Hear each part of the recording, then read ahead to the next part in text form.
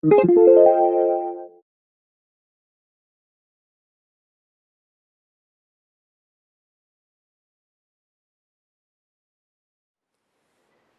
ribbon stitch, you'll be working with two different colors. As you can see here, I'm using red and white. This pattern is worked on a multiple of 4 stitches plus 3, and the pattern also suggests 2 additional stitches on top of that one on each edge for selvage stitch. I have 13 stitches here on my needles, and I'm using size 9 needles. The yarn is Caron Simply Soft, and the white is my color A and the red is color B. This is a 10 row repeat, but the only time you work rows 1 and 2 is at the beginning to give this stockinette base here. You won't be repeating rows 1 and 2 in the pattern. You'll just be repeating from 3 through 10.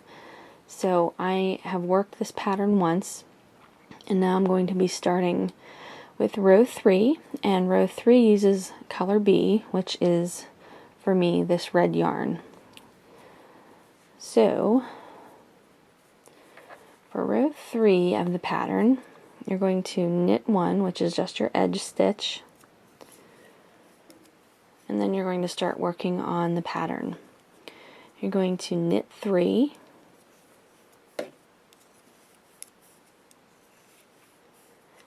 and then slip the next stitch purlwise with the yarn held in back of your work,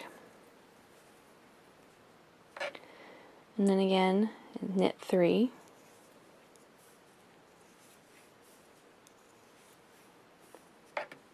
slip the next stitch purlwise, again with the yarn in the back, and then when you get to your last 4 stitches of the row, you're going to knit 3. That's the last of your pattern repeat, and then you should just have the last stitch, which is your edge stitch, so just knit that. Then for row 4 of the pattern, again, you're just going to knit your edge stitch before beginning the pattern repeat. And then you're going to knit 3.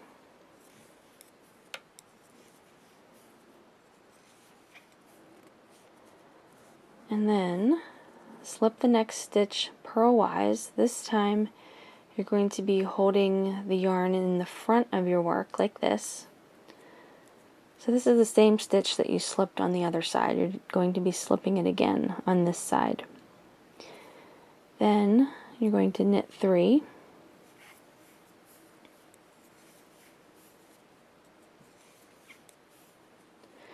Again, we're going to be slipping the next stitch purlwise, holding the yarn in front.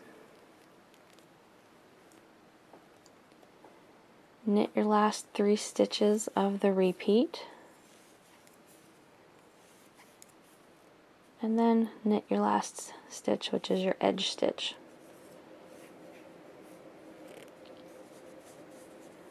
Now row 5, I need to switch to color A.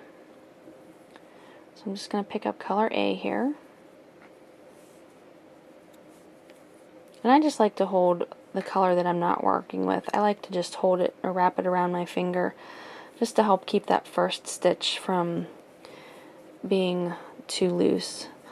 I mean, you could tighten it up when you come back on the opposite side by pulling on it, but I just prefer to hold on to it to begin with. That helps me get a good start on my row here with that first stitch. So row 5, all you're going to do is knit all of the stitches with color A. There's no slipping in this row.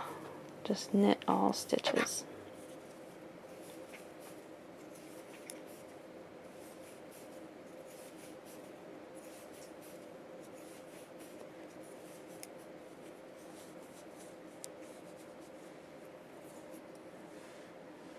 Okay, now for row 6,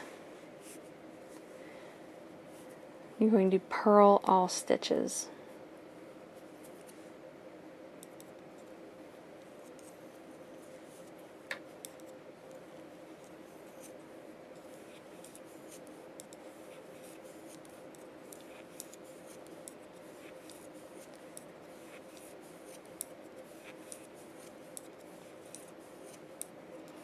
So in the last 2 rows, those stitches that were slipped have now been worked on rows 5 and 6, and what you've done is pull them up over color B here, as you can see right there.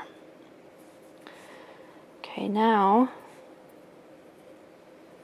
row 7, let me untangle myself a little bit here. For row 7, again, you're going to switch to color B. Going to knit your edge stitch and then begin your pattern repeat. You're going to knit 1 and then you're going to slip the next stitch purlwise, and for this row you're going to be holding the yarn in the back. Slip, and then you're going to knit 2.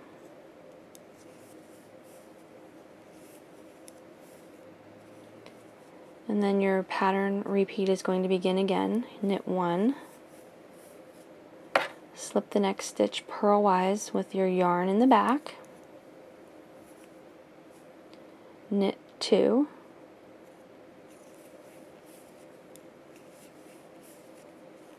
and then when you come to your last 4 stitches, you're going to knit 1, slip 1 purlwise with the yarn in the back, knit 1, and then your edge stitch, of course, is just knitted. Row 8, knit your edge stitch, of course,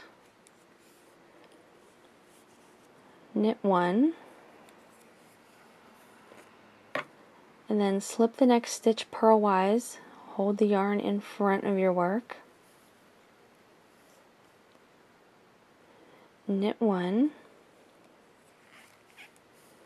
and then the pattern repeat begins. It's knit 2, slip the next stitch purlwise, holding the yarn in front of your work, and then knit 1, knit 2, slip the next stitch purlwise with the yarn in front of your work, and knit 1, and that should end your pattern repeat and leave you with your edge stitch, which you're just going to knit. Now row 9 of the pattern, I'm going to pick up color A again, and for row 9 you're just going to knit all of the stitches. No slipping, just knit each stitch.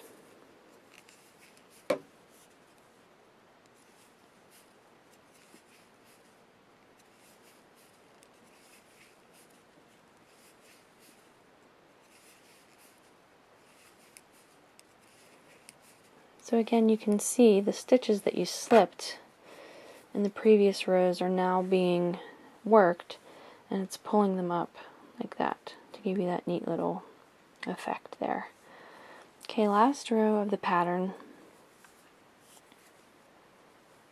All you're going to be doing is purling all of your stitches.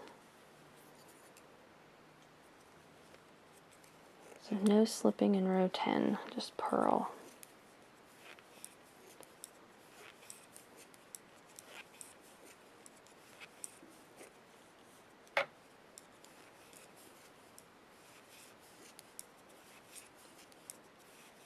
And once you finish row 10, you would just be repeating the pattern starting at row 3.